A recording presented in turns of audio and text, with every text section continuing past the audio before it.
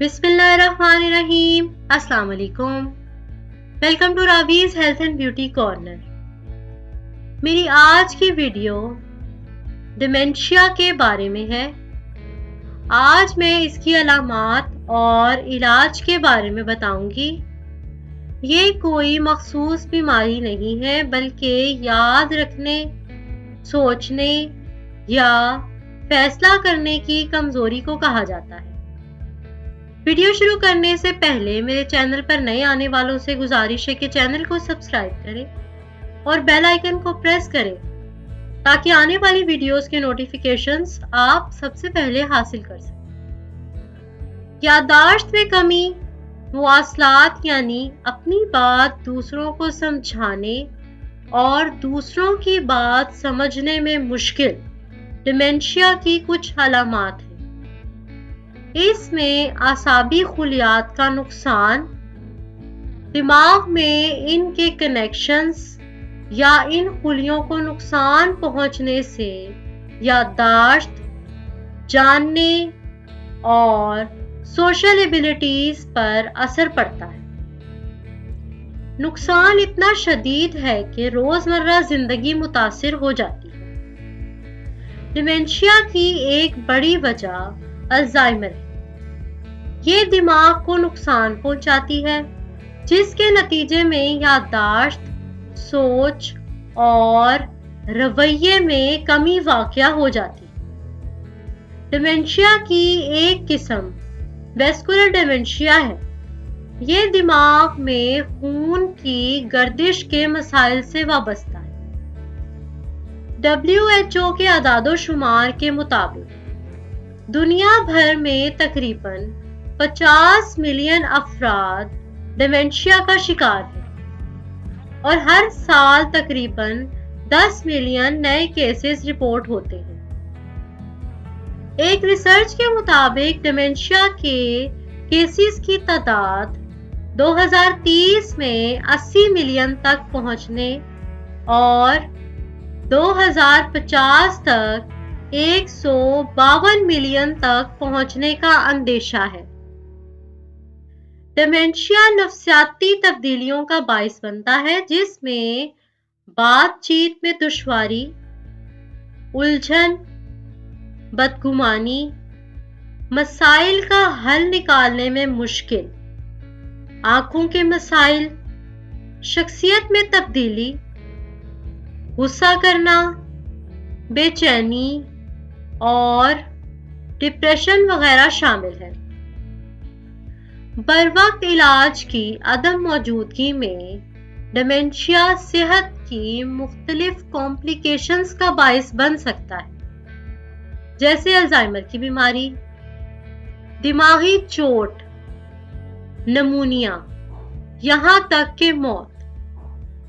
عمر، family history جیسے کچھ عوامل اس حالت میں مبتلا ہونے کے خطرے کو بڑھا سکتے ہیں۔ ڈیمنشیا کی تشخیص کرنے کے لیے ڈاکٹرز کچھ ٹیسٹ کرواتے ہیں، جن میں cognitive and neurological test, brain scans, genetic test اور بلڈ ٹیسٹ شامل ہیں۔ جہاں تک اس کے علاج کا تعلق ہے، اس سے وابستہ علامات کو بہتر کرنے کے لیے دوائیں دستیاب ہیں، جن سے ان مریضوں کے علاج کو ممکن بنایا جا سکتا ہے۔ اس کی بنیادی وجہ دماغ کو پہنچنے والے نقصان یا تبدیلیاں ہیں۔ عام وجوہات الزائمر کی بیماری ہے۔ یہ سب سے بڑی وجہ ہے۔ بوڑھے افراد میں اچانک الجھن اور تیزی سے بڑھتے ہوئے ڈیمنشیا کے زیادہ تر معاملات انفیکشنز میں خرابی کے باعث ہوتے ہیں۔ پیشاب کے انفیکشن اور نمونیا شدید الجھن کو جنم دے سکتے ہیں۔ یہ بیماری 40 سال کے بعد بھی ہو سکتی ہے۔ یہ 1970 تک اتنی عام نہیں تھی۔ اس کا بڑھتی عمر کے ساتھ کوئی تعلق نہیں ہے، جیسا کہ سمجھا جاتا ہے۔ بھول جانا یا یادداشت کی کمی عمر کا تقاضا ہے۔ اب میں آپ کو اس کی سٹیجز بتاتی ہوں جن سے اس کا اندازہ لگایا جا سکتا ہے کہ مریض کون سی سٹیج میں ہے۔ نمبر 1، یادداشت کی کمی جو روزمرہ کی صلاحیتوں کو متاثر کرتی ہے۔ نمبر 2، مانوس کاموں کو انجام دینے میں دشواری۔ نمبر 3، بات کا سمجھ نہ آنا۔ نمبر 4، وقت اور جگہ کا خیال نہ ہونا۔ نمبر 5، فیصلہ کرنے کی صلاحیت کھونا۔ نمبر 6، ایسی چیزوں کے بارے میں سوچنا جو فزیکلی موجود نہیں ہے۔ نمبر 7، چیزوں کو گم کرنا یا اپنی جگہ پر نہ رکھنا۔ نمبر 8، مزاج اور رویے میں تبدیلیاں۔ نمبر 9، شخصیت میں تبدیلیاں۔ نمبر 10، اعتماد میں کمی آنا۔ ڈیمنشیا کا مریض عام طور پر سٹیج 4 یا اس سے آگے ہوتا ہے۔ سٹیج 4 کو ابتدائی ڈیمنشیا سمجھا جاتا ہے۔ سٹیج 5 اور 6 کو درمیانی اور 7 سے آگے ایکسٹریم ڈیمنشیا کے مراحل ہوتے ہیں، جب غصہ اور جارحیت علامات کے طور پر شروع ہونے کا امکان ہے۔ اب کچھ ہوم ریمیڈیز کا ذکر کرتے ہیں جو ان مسائل کا حل نکالنے میں مدد کر سکتے ہیں۔ ویسے یہ ناقابل علاج ہے، اس لیے ان حالات سے نمٹنے کے لیے مخصوص طریقوں کا انتخاب کرنا اس کو بڑھنے سے روکنے میں مدد کرتا ہے۔ سیلویا یادداشت سے وابستہ دماغ کے حصوں میں خون کی گردش کو بڑھانے میں مدد کرتی ہے، ڈیمنشیا کو بڑھنے سے روکتی ہے۔ ہلدی اس مرض میں بہت فائدہ مند ہے، اس کا استعمال زیادہ کریں۔ ناریل کا تیل اعصابی خلیوں کو پہنچنے والے نقصان سے بچاتا ہے۔ کیل ڈیمنشیا میں ایک مطلوب سبزی ہے۔ کدو آئرن اور فولیٹ سے بھرا ہوتا ہے۔ یہ خون کی گردش، تخلیقی عمل جس میں نئی چیزیں سیکھنے، کسی چیز پر توجہ مرکوز کرنے یا ایسے فیصلے جو روزمرہ زندگی کے لیے ضروری ہیں۔ اس کا مطلب ہے کہ کدو کھانے سے ڈیمنشیا کی علامات کو کم کرنے میں مدد مل سکتی ہے۔ یہ زنک سے بھرپور ہوتا ہے جو یادداشت اور دماغ کے مجموعی افعال کو بہتر بنانے میں اہم کردار ادا کرتا ہے۔ پالک کو دماغ کی غذاؤں میں سے ایک کہا جاتا ہے۔ پالک میں فولیٹ، بیٹا کیروٹین، وٹامن B9 جیسے غذائی اجزاء ہوتے ہیں۔ روزانہ کی بنیاد پر پالک کھانے سے ڈیمنشیا کے مریضوں کو بتدریج ٹھیک ہونے میں مدد مل سکتی ہے۔ یہ غذائی اجزاء ڈپریشن کا علاج بھی کر سکتے ہیں۔ گینگو یہ سب سے مؤثر اور محفوظ علاج سمجھا جاتا ہے۔ اس سے دماغ میں خون کی گردش کو بڑھانے میں مدد مل سکتی ہے۔ اس کے سپلیمنٹس بھی بازار میں دستیاب ہیں۔ مچھلی کا تیل اومیگا 3 فیٹی ایسڈ سے بھرپور ہوتا ہے۔ دماغی زخموں کو روک سکتا ہے جو ڈیمنشیا کے شروع ہونے کی اہم وجہ ہے۔ دماغ میں نشوونما اور افعال میں اہم کردار ادا کرتا ہے۔ یہ یادداشت میں کمی والے لوگوں کو فائدہ پہنچاتا ہے اور ڈپریشن کو بہتر کرتا ہے۔ کیلے پوٹاشیم سے بھرپور ہونے کی وجہ سے دماغ میں آکسیجن والے خون کے بہاؤ کو بڑھاتے ہیں، اس طرح یادداشت کو بڑھاتے ہیں۔ اس میں شامل اینٹی آکسیڈنٹس ڈیمنشیا جیسی بیماریوں کے علاج میں مدد کرتے ہیں۔ کیلے دماغی غذا ہیں، اس میں موجود وٹامنز، معدنیات اور امینو ایسڈز دماغ کے افعال کو بہترین رکھنے کے لیے جانا جاتا ہے۔ ڈیمنشیا کی کئی علامات اور رویے کے مسائل کا علاج ابتدائی طور پر میڈیسن کے بغیر حل کیا جا سکتا ہے، جیسے تھراپی۔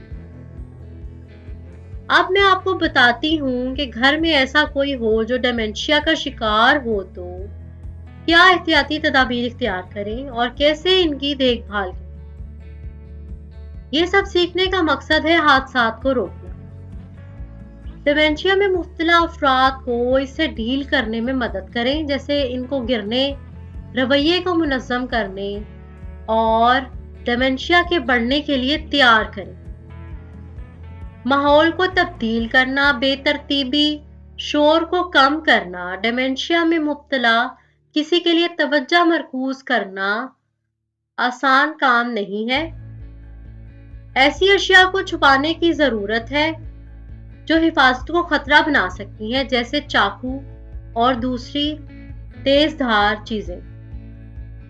اگر ڈیمنشیا کا شکار شخص گھومتا ہے تو نگرانی کرنی پڑ سکتی ہے۔ کاموں کو آسان مراحل میں تقسیم کریں، کامیابی پر توجہ دیں، ناکامی پر نہیں۔ معمولات ڈیمنشیا کے شکار لوگوں کی الجھن کو کم کرنے میں مدد کرتے ہیں۔ ڈیمنشیا کی علامات اور رویے جیسے مسائل وقت کے ساتھ ساتھ بڑھتے جائیں گے۔ دیکھ بھال کرنے والے ان تجاویز کو آزما سکتے ہیں۔ کمیونیکیشن کو بہتر بنائیں۔ بات کرتے وقت آنکھوں سے رابطہ برقرار رکھیں۔ آسان جملوں میں آہستہ بولیں اور جواب میں جلدی نہ کریں۔ ایک وقت میں ایک خیال یا ہدایت دیں۔ بات کرنے کے ساتھ ساتھ جس بھی چیز کے بارے میں بات کریں ہاتھوں سے اشارے ضرور کریں۔ ورزش کی حوصلہ افزائی کریں۔ ان لوگوں کے لیے ورزش بہترین ہے۔ ورزش طاقت، توازن اور قلبی صحت کے لیے اچھی ہے۔ ورزش سے بے چینی جیسی علامات میں بھی مدد مل سکتی ہے۔ ورزش دماغ کو ڈیمنشیا سے بھی بچاتی ہے۔ جسمانی سرگرمی الزائمر کے مرض میں مبتلا لوگوں میں سوچ کی کمزوری کو کم کر سکتی ہے اور یہ ڈپریشن کی علامات کو کم کرتی ہے۔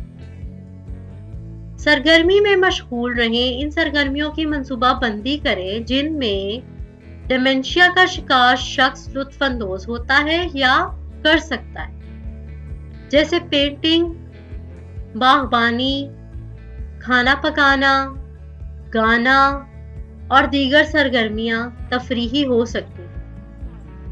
اپنے پیارے سے جڑنے میں مدد مل سکتی ہے۔ آپ کے پیارے کو اس بات پر بھی توجہ مرکوز کرنے میں مدد مل سکتی ہے کہ وہ اب بھی کیا کر سکتا ہے۔ رات کو اکثر ڈیمنشیا میں مبتلا افراد کا رویہ بدتر ہوتا ہے۔ رات کے وقت انہیں پرسکون ماحول میں رکھیں۔ بیڈ رومز، ہالز اور باتھ رومز میں نائٹ بلب کو روشن رہنے دیں تاکہ آسانی رہے۔ کیلنڈر رکھیں۔ روزانہ کی سرگرمیوں، ادویات کے اوقات کو یاد رکھنے میں مدد ملتی ہے۔ مستقبل کی منصوبہ بندی کریں۔ اپنی حفاظت اور روزمرہ زندگی کے خدشات اور طویل مدت کے لیے دیکھ بھال پر غور کرنے کی ضرورت ہے۔ ڈیمنشیا کے شکار افراد کو بیریاں کھلائیں۔ گری دار میوے، وائٹامن ای اور سی ضرور دیں۔ سٹارٹ میں وائٹامن ای سپلیمنٹس بیماری کے بڑھنے کو سست کرتے ہیں۔ ڈیمنشیا میں سبز چائے کا انتخاب کریں۔ یہ الزائمر کی بیماری، تناؤ، اینٹی سوزش میں فائدہ مند ہے۔ جن کے خون اور وائٹامن ڈی کی سطح کم ہو جاتی ہے، ان میں الزائمر اور ڈیمنشیا کی دوسری قسموں کا امکان زیادہ ہوتا ہے۔ روزمیری چائے، وائٹامن B12 جیسے وائٹامنز اور جڑی بوٹیوں کے سپلیمنٹس لیں۔ اب آپ کو اس سے اندازہ ہو گیا ہوگا کہ ڈیمنشیا کے پیشنٹس کس قدر بری حالت سے گزر رہے ہوتے ہیں اور ان کو کس قدر خیال کی ضرورت ہوتی ہے۔ ویڈیو پسند آئے تو لائک کریں، زیادہ سے زیادہ شیئر کریں، چینل کو سبسکرائب ضرور کریں۔ ملتے ہیں نیکسٹ ویڈیو میں۔ اللہ حافظ۔